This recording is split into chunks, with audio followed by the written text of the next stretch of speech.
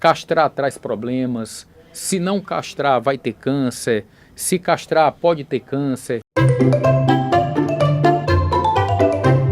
Tempo Pet.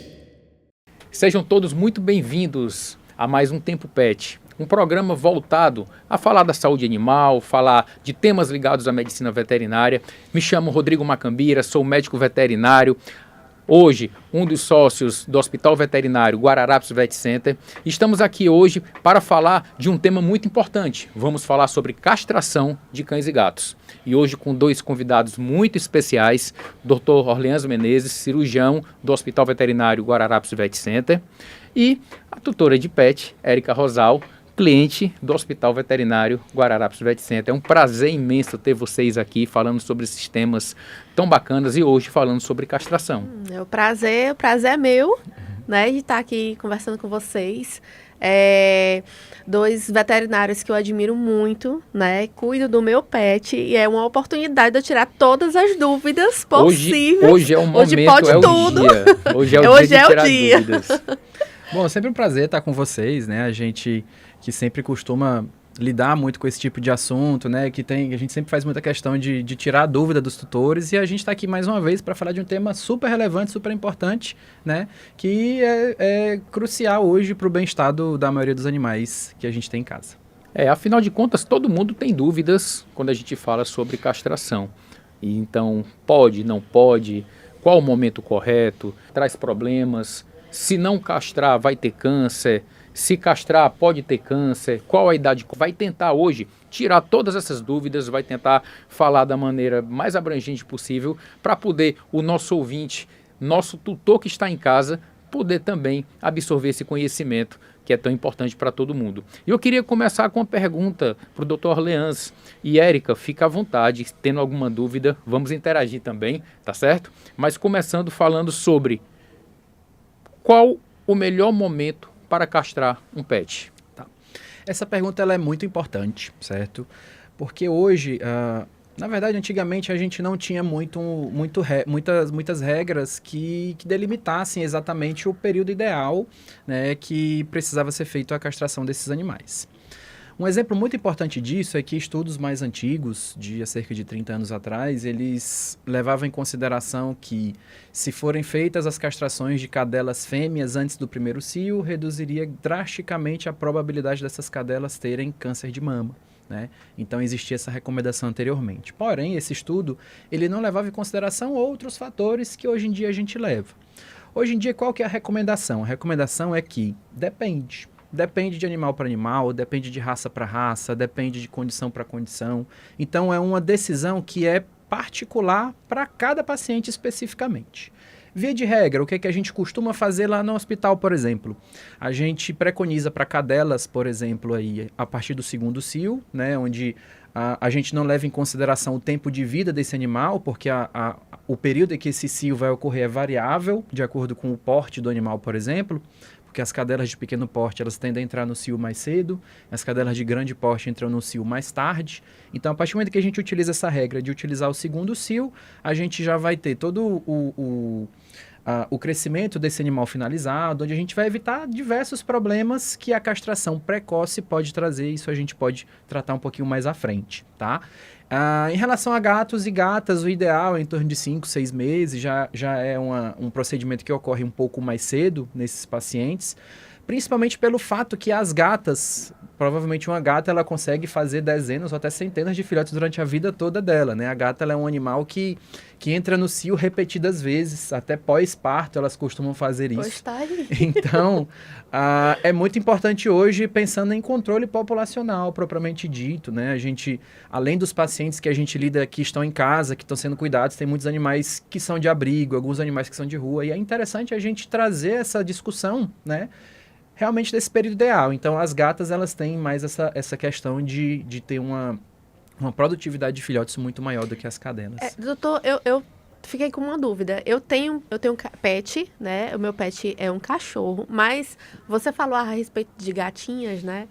Existe um intervalo de descanso para a gata entrar no cio de novo? Como funciona? Então, a gata, como é que acontece? Se ela entra no cio e ela não engravida nesse cio, ela vai emendar outro cio logo em Eita! seguida. O cio da gata, o cio das gatas, na verdade, ele tem uma ligação com diversos fatores e dentro do contexto da região onde moramos, com o fator luminosidade. Com o fator Interessante. da intensidade de luz solar, principalmente. Só que a gente vive no estado onde nós temos Só o ano praticamente inteiro. duas temperaturas, né? Ou está quente ou está fervendo. Então, a luminosidade ela vai influenciar diretamente na questão dos cios das gatas. Diferente de em países de clima temperado, onde nós temos as 4 estações do ano bem definidas e a taxa de luminosidade em algumas delas diminui. Então, esse cio ele se torna um pouco mais variável. Interessante. Realmente eu não sabia disso. É uma questão ligada à região, né, Sim. à luminosidade, que influencia bastante sobre a questão do cio. Mas, aproveitando esse gancho, então hoje a gente pode dizer que tem benefícios castrar um pet. Isso. Vários benefícios, na verdade, né? O principal deles, hoje é comprovado cientificamente, né, que tanto cadelas quanto gatas, cães, gatos machos, eles, quando são castrados, eles têm uma taxa de sobrevida muito maior, né, um tempo de vida maior do que os animais não castrados, por exemplo, tá? Por uma série de fatores. Um dos principais benefícios que a gente tem em relação a cadelas, por exemplo, é o fator que a gente evita de elas desenvolverem uma infecção uterina grave, né, que é a piometra, que é uma das principais causas de óbito nesses animais, tanto em gatas quanto em cadelas, tá? E a partir do momento que a gente faz a cirurgia, que é basicamente retirar os ovários e o útero, a gente evita que no futuro elas tendem a apresentar esse tipo de problema. Em relação a machos, por exemplo, a gente também vai ter benefícios em relação a tirar a probabilidade desse paciente desenvolver tumor testicular, por exemplo, uma vez que a gente faz a retirada dos testículos, certo? E a gente também evita a presença, né, a formação de alterações benignas, como a hiperplasia prostática benigna, né, algumas prostatistas associadas à produção hormonal. Então, todas essas condições desfavoráveis que são desencadeadas por excreção hormonal natural, elas vão ser reduzidas nesses pacientes, né? O meu pet, ele fez a castração lá no hospital Guararapes Vet Center. Assim, a recuperação dele foi maravilhosa, né? E eu percebi 2 pontos, que não sei se foi impressão minha ou se realmente aconteceu. Ele ficou mais tranquilo, mais manso, é um macho, né? E a urina dele, o odor, ficou mais suave. Eu não sei se foi impressão minha ou se realmente acontece isso. Tá.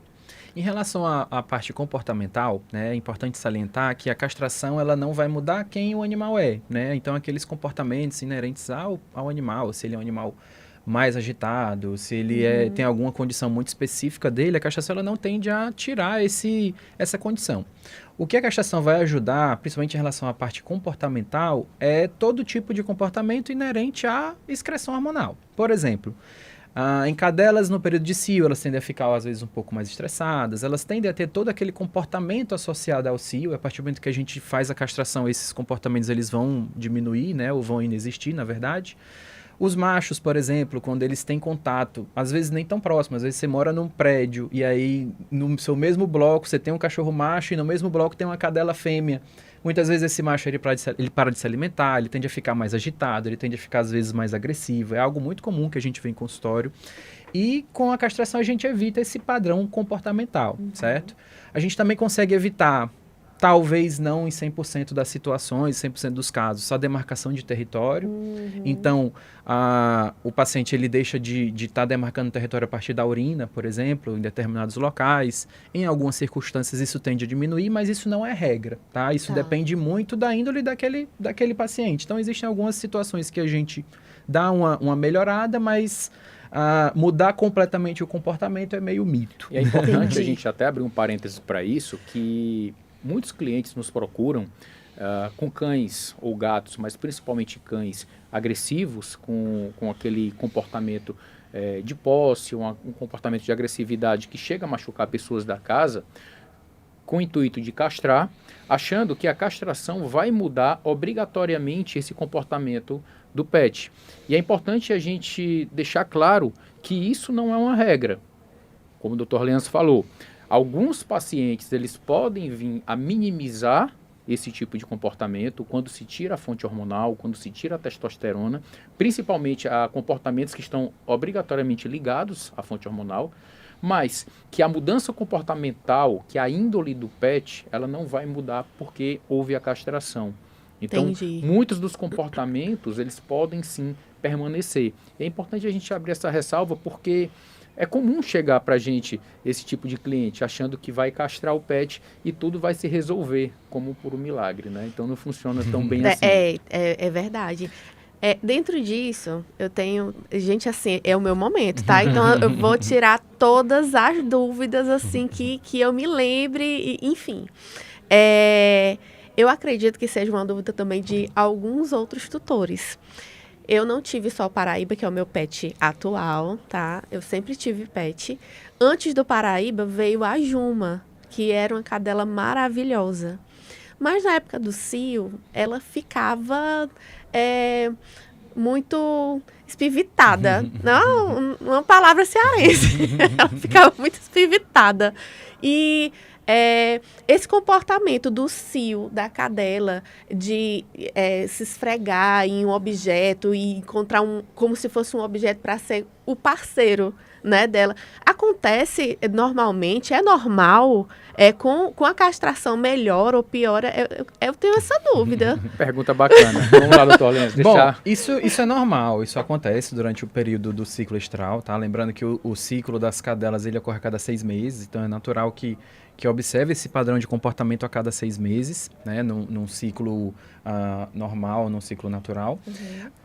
E que sim, com a castração, esse comportamento ele vai sanar 100%, uma vez que a gente não vai ter mais essa ciclicidade da excreção hormonal dessas cadelas. Então, esse comportamento relacionado ao cio, propriamente dito, ele vai inexistir, uma vez que a gente vai retirar os ovários, que são os produtores desses hormônios, e o útero, né, que é um dos componentes ali do trato genital. Então, esse fato em si, se o tutor tiver problema com isso, isso for lá no hospital, vocês vão dizer, não, vai parar, vai parar. Inerente a cio, sim. Puxando esse gancho, é importante falar também de um dos comportamentos que está ligado ao cio na fêmea, que vem na sequência, na verdade, no processo, que nós chamamos de pseudociese ou gravidez psicológica, tá?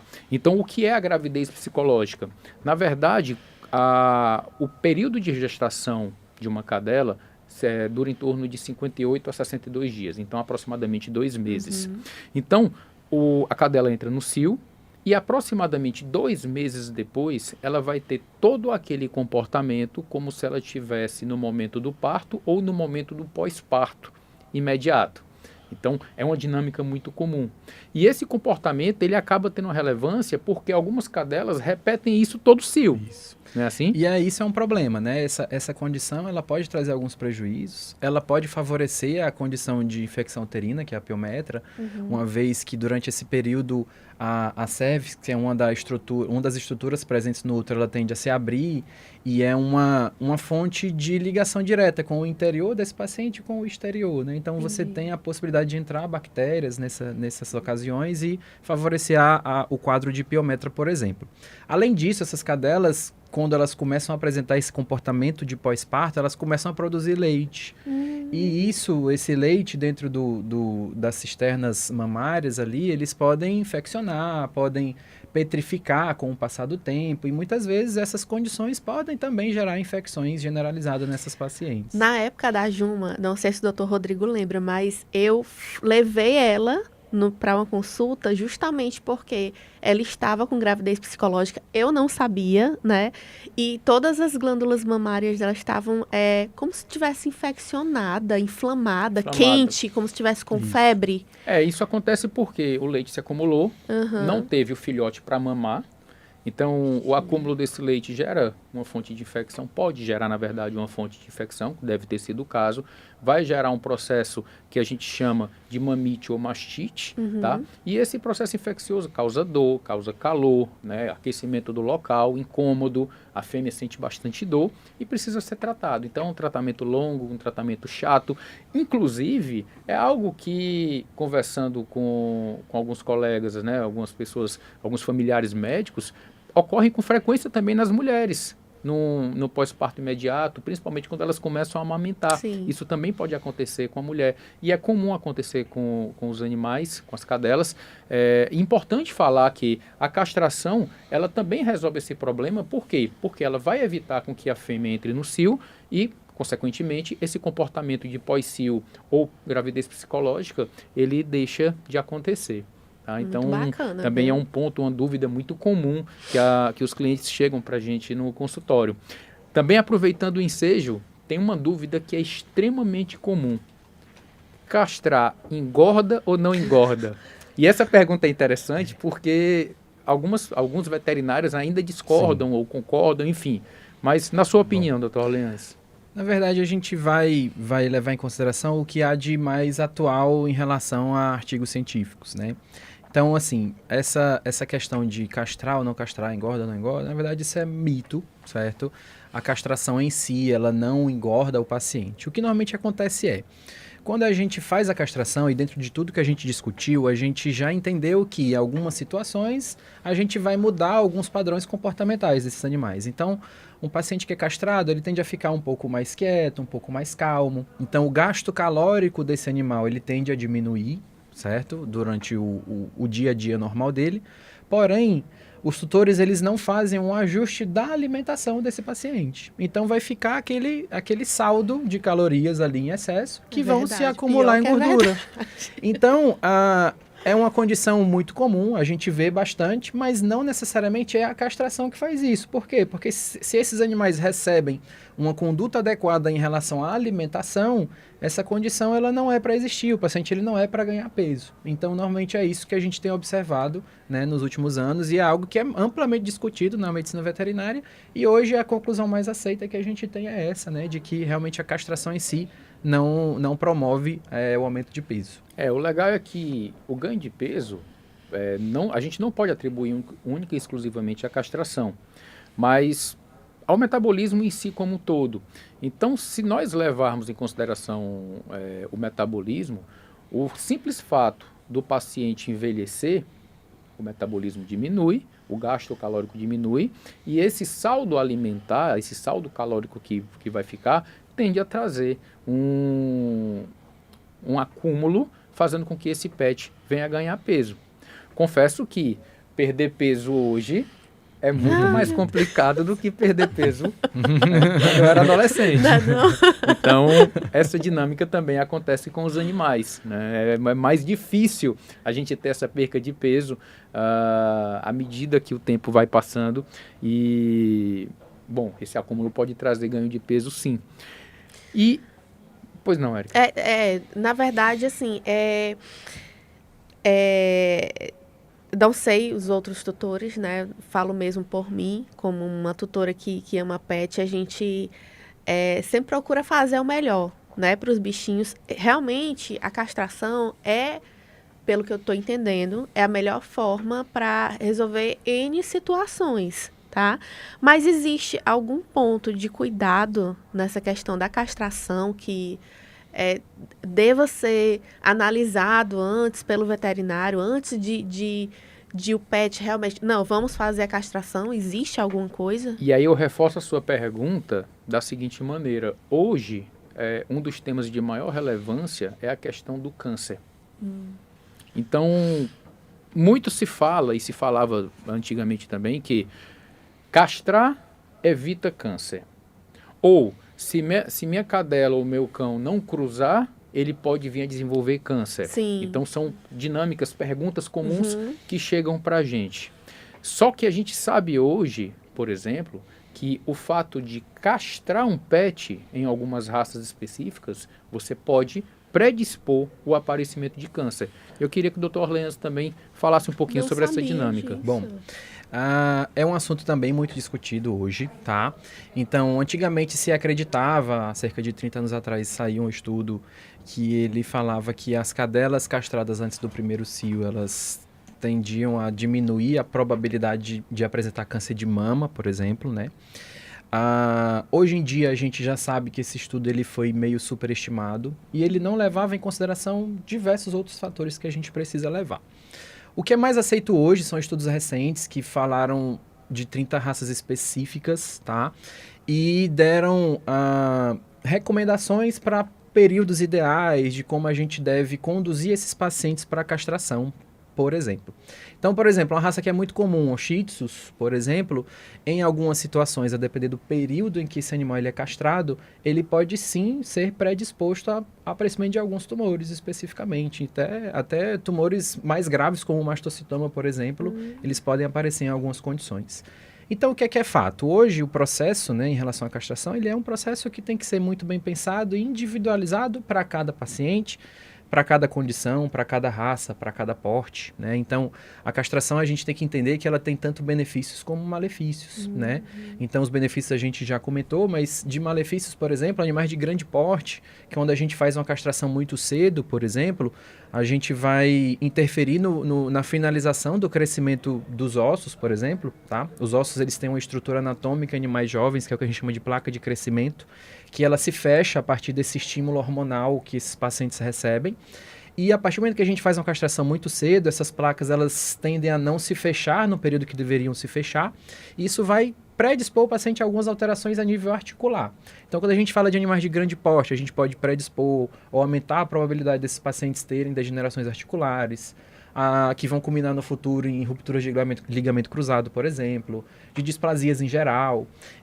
Então, existe uma série de fatores que vão predispor esses pacientes a alterações a longo prazo, que uma castração precoce, às vezes antes do primeiro cio, pode ser bem prejudicial, tá? Então, o mais importante é que a gente entenda que tudo é um passo a passo, tudo é um processo. E é importante salientar, você perguntou os cuidados que a gente tem que ter antes e tal. O que é mais importante tenha um veterinário de confiança, né? Uma pessoa que você pode contar, que você confia, tá? Lá no hospital a gente trabalha numa equipe muito, muito bem estabelecida, a gente conversa bastante, a gente institui protocolos às vezes próprios, né? Em relação a determinadas condutas. O principal que a gente faz, o principal cuidado que a gente tem que ter são principalmente a realização dos exames pré-operatórios, né? Esses exames, eles são fundamentais para que como a gente sabe, né, toda cirurgia ela tem um risco inerente a todos os procedimentos, isso é normal, isso é natural, tanto na medicina humana também. E a partir do momento que a gente faz uma avaliação prévia desses pacientes e que a gente faz a realização dos exames pré-operatórios, que vão ser avaliações cardiológicas, exames hematológicos, uma avaliação clínica muito bem feita, a gente consegue mitigar esses riscos durante a cirurgia e às vezes consegue até prever determinados problemas que podem acontecer durante esse processo para tornar isso uma situação mais segura possível para esse paciente, né? A taxa de sucesso, ela tende a aumentar uma vez que a gente se precaver antes da cirurgia em si, né? Isso talvez seja tão importante quanto a cirurgia, na verdade. O Orleans já comentou isso algumas vezes e eu gosto sempre de reforçar que não é pelo fato de ser uma cirurgia de rotina que é uma cirurgia simples e fácil. Então, a castração, ela é uma cirurgia de rotina. Talvez, como o Orleans mesmo comentou, seja a cirurgia mais realizada dentro do preâmbulo da medicina veterinária de pequenos animais. Mas não por isso ela deve ser banalizada. Não é uma cirurgia fácil. Se você pegar uma fêmea, é uma cirurgia onde o abdômen dela vai ser aberto, onde a gente vai mexer em estruturas importantes, tem vasos sanguíneos importantes. Então, a técnica cirúrgica, ela tem que ser muito bem aplicada. O material utilizado tem que ser um material de qualidade, tem que ser um material que evite uma repercussão disso no futuro. Infecções, né? Lembrando que tudo que se coloca dentro do paciente, aquilo pode vir a funcionar como corpo estranho. Então, de repente, a curto prazo, né, 1, 2 anos, não precisa ter uma repercussão, mas talvez 5, 6, 7 anos venha a ter uma repercussão, aparecimento de aderências, dores, incômodos, algo inespecífico que não se sabe o porquê. No momento lá na frente não vai se saber o porquê, mas que talvez a causa tenha sido uma simples e banal cirurgia que poderia ter sido evitada. É engraçado, nós tutores, nós amamos animais, é claro que buscamos sempre aprender mais e mais, né? Eu sigo o Dr. Rodrigo, sigo o Dr. Orleans, então assim, eu sei que vocês sempre tentam nos ensinar, mas culturalmente, né? Claro que está mudando, mas culturalmente a gente sempre entende que a castração é um negócio tranquilo, muito fácil, né? E vendo vocês explicarem de uma maneira assim tão técnica também, todas essas nuances, todos esses poréns, né, que devem ter nos cuidados pré-cirúrgicos e pós-cirúrgicos, é tão importante você, por exemplo, eu sou muito fã do trabalho do Hospital Guararapes Vet Center, né? Como eu já falei, o Paraíba fez a castração lá. Então, assim, a recuperação dele foi maravilhosa. Todo o cuidado pós-cirúrgico, a cicatrização, tudo bem sequinho, bem perfeito. Aparentemente, ele não teve dor, até porque vocês fazem um trabalho muito bem feito, assim, da questão da pós-cirurgia, na questão de dor, olha, a medicação bem certinha, né, pra gente compor, mas assim, infelizmente, doutor, a gente ainda vê por aí pessoas que não têm esse cuidado, né? A gente viu há um tempo atrás, teve uma reportagem que passou de alguém que levou um pet para fazer uma cirurgia e o bichinho, ele faleceu, né? Ele sangrou até falecer. Passou em alguns meios de comunicação e é revoltante, porque pessoas, eles levam essa questão de uma maneira tão leviana. É mais ou menos isso, essa questão da banalização. A gente trata a castração como uma cirurgia séria. Sim. E é uma cirurgia séria. Então, como a Orleans colocou, todos os cuidados que devem ser tomados, exames pré-cirúrgicos, avaliação de rotina, uma avaliação clínica bem feita, uma avaliação pelo anestesista, a checagem dos parâmetros cardiológicos, hematológicos, enfim, o momento certo, conversar com os responsáveis, com os tutores, para entender um pouco da dinâmica de como vai ser esse pós-cirúrgico, porque não é só castrar, é lembrar que depois daquele período, o pet vai ficar ali numa situação de 10, 15 dias, onde tem que tomar talvez algum medicamento, tem que fazer curativos, tem que manter um repouso. E todo esse contexto ele tem que ser entendido e tem que ser conversado no consultório também. Sim. Essa situação, né, é muito comum, né, esse tipo de questionamento, né, que você fala. Mas, assim, essa é a parte que o tutor vê, né? Uhum. Além disso, tem a parte que o tutor não vê, né? Tudo que acontece, às vezes, não necessariamente durante a cirurgia, mas que são fatores muito importantes para o sucesso disso. Por exemplo, obrigatoriamente, esses materiais que são utilizados nas cirurgias, eles têm que ser esterilizados, né, a partir da autoclavagem, que é um dos métodos que a gente tem para deixar esse material sem nenhum tipo de contaminação, mas não é só autoclavar o material, você tem que comprovar que aquela autoclavagem deu certo, por exemplo. Então, nós seguimos uma série de parâmetros que são colocados aí pela própria legislação brasileira, que eles devem ser seguidos para que a gente comprove de que todo aquele material está adequado para a realização do procedimento. A equipe cirúrgica, ao meu ver, é fundamental, tá? Então, hoje, lá no nosso hospital, no Guararapes 700, a gente não trabalha com um cirurgião operando sozinho. Hoje a gente tá trazendo um comportamento que é muito comum da medicina humana, onde os cirurgiões eles não operam sozinhos, né? Então a gente tem sempre esse costume de sempre operar em 2 cirurgiões, com a equipe cirúrgica completa. Eu sempre costumo dizer que 2 cabeças elas pensam melhor do que uma. E isso é fundamental, isso é extremamente importante para o sucesso cirúrgico que a gente tem na maioria das vezes. É importante salientar, né? Toda cirurgia ela tem riscos inerentes, dependente de você fazer tudo como é para ser feito, mas sempre existe uma possibilidade de a gente ter intercorrências. A grande verdade é que a gente tem que sempre ter tem o papel de deixar isso muito claro para os tutores, né? O combinado não sai caro, a gente sempre costuma dizer isso, que tudo que é explicado com calma, que é entendido, as pessoas costumam entender isso melhor e a gente tem um entendimento melhor e uma confiança mútua, tanto da gente com os tutores quanto dos tutores conosco. Então, essa parte, fora o que os tutores estão vendo ali dentro do consultório, é tão importante quanto o que acontece lá dentro do consultório, é tão importante quanto o que a gente conversa durante esse atendimento.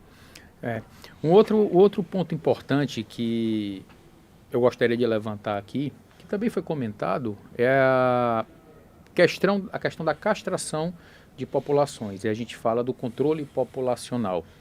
E aí é um tema hoje que se entra talvez numa controvérsia, porque a captura desses animais por Centro de Controle de Zoonoses, muitas vezes ela não é bem vista, ou ela é proibida, ou existem alguns liminares que não permitem isso.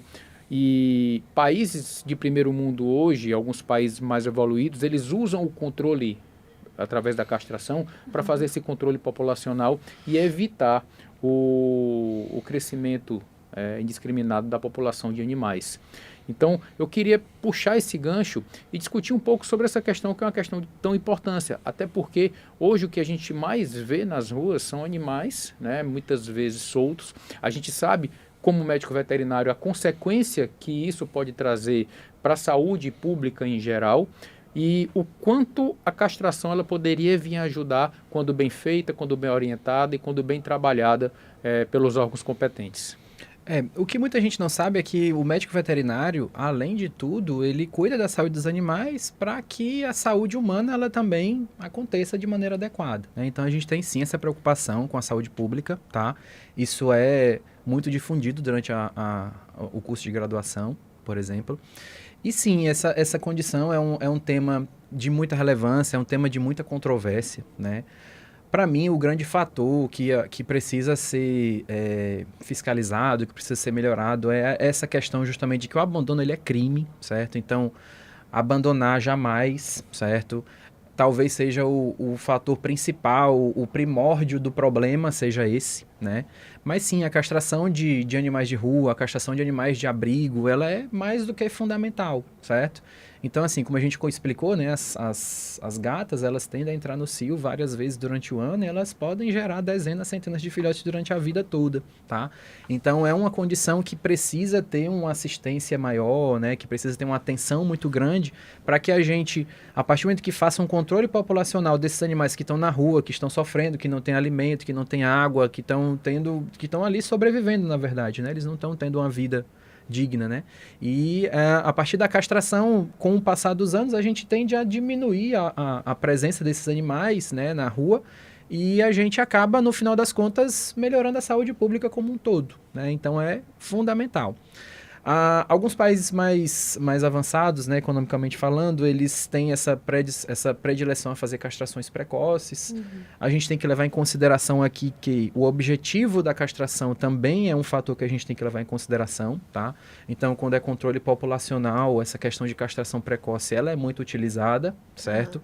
Mas pensando no pesar risco e benefício, né, das situações. Então, em animais onde o objetivo é castração para controle populacional, a castração precoce ela é bem vista muitas vezes. Diferente daquele animal que está em casa, que está recebendo cuidados, é aquele animal que não vai ter uma reprodução desassistida, por exemplo. Então, esses a gente consegue manejar um período mais ideal e personalizar isso. Agora, para o controle populacional, a gente tem que visar o nosso objetivo, que é reduzir esses animais na rua, né, que é o principal. Bom, gente, se deixar, seguimos aqui durante muito tempo falando sobre temas ligados à medicina veterinária, falando sobre castração. Eu acho que é um tema que sempre gera muita dúvida, muitos questionamentos, mas o nosso tempo é curto e eu queria ter que encerrar por aqui. Mas antes disso, eu queria que vocês deixassem uma mensagem para os nossos ouvintes, né, falando um pouquinho da experiência de estar aqui e também deixando uma mensagem onde possa trazer os benefícios do que foi discutido, da castração e dos cuidados com o pet. Por favor, Érica. Primeiro eu quero agradecer, né, pela oportunidade, realmente eu tirei todas as minhas dúvidas. É uma honra muito grande você estar perto de dois profissionais que são competentes, que são responsáveis, que trabalham em um hospital, que realmente tem responsabilidade com o bichinho da gente, porque o pet, ele faz parte da minha família, né? O Paraíba, ele faz parte da minha família, né? Meus filhos amam muito nosso cachorro, né? Ele é cheio de personalidade.